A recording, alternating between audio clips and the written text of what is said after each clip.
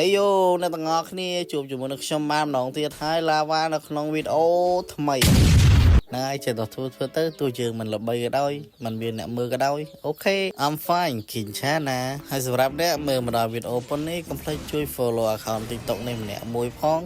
ចេះតែ follow ទៅគេលោកបានមើលវីដេអូផ្សេងដូចជា Franco Funny ហើយនឹងតាក់ទងអំពី game បោះបាយលេងចានមួយនេះផងដែរអញ្ចឹងកុំឲ្យខាតពេលយូរទៅទស្សនា gameplay ទាំងអស់គ្នា Let's go everyone កន្លែងនេះសិឡុងហើយនឹងអាដូកំពុងចង់ធ្វើស៊ីគ្នាខ្ញុំតដល់ដាក់មួយកាប់ពី3កបិតលុយសត Brother បន្ទាប់ពីយើងវាយអាដូហើយនឹងសិឡុងហើយយើងស៊ីដើរប្រម៉ូខ្ចៅខ្ចង់ទុកក្នុងកប៉ៅរួចហើយធ្វើដំណើរទៅខាង Goland ម្ដងមើល Goland យើងនោះដូចជន់កដល់ហើយយើងក៏លេខមកមើល Prono យើងនេះវិញនិយាយពីថាលុយក៏គ្មានឯវាយគេនោះក៏មិនចាញ់ចង់និយាយថាអស់និយាយហ្មងអា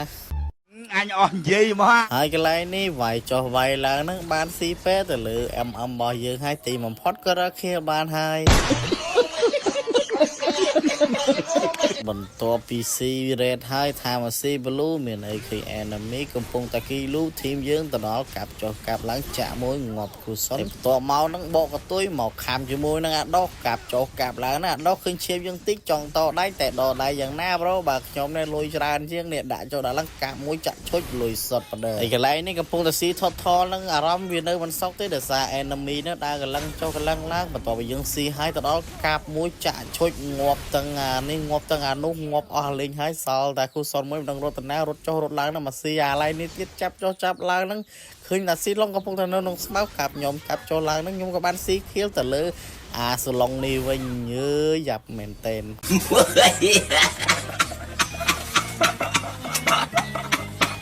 ឯកន្លែងនេះគ្រូសុនរបស់យើងនឹងតាមកាប់តាមបាញ់ជាមួយនឹងតាមបាញ់ស្អីតាមចាក់នេះជាមួយនឹង Prono បន្ទាប់តាម Prono មកហ្នឹងគេចង់រត់ទេចង់រត់តាណាប្រូឈៀបសាមតិចឈប់សិនងាប់ទៅ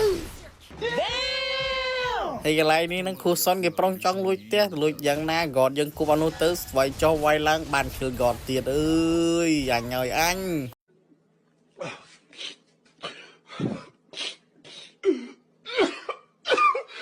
ទីបំផុតហ្នឹងគឺថា enemy របស់យើងក៏បានចុះចាញ់បាត់ទៅហើយអញ្ចឹងហើយសូមអរគុណអ្នកទាំងអស់គ្នាសម្រាប់ទស្សនាមកដល់វីដេអូនេះអរគុណច្រើន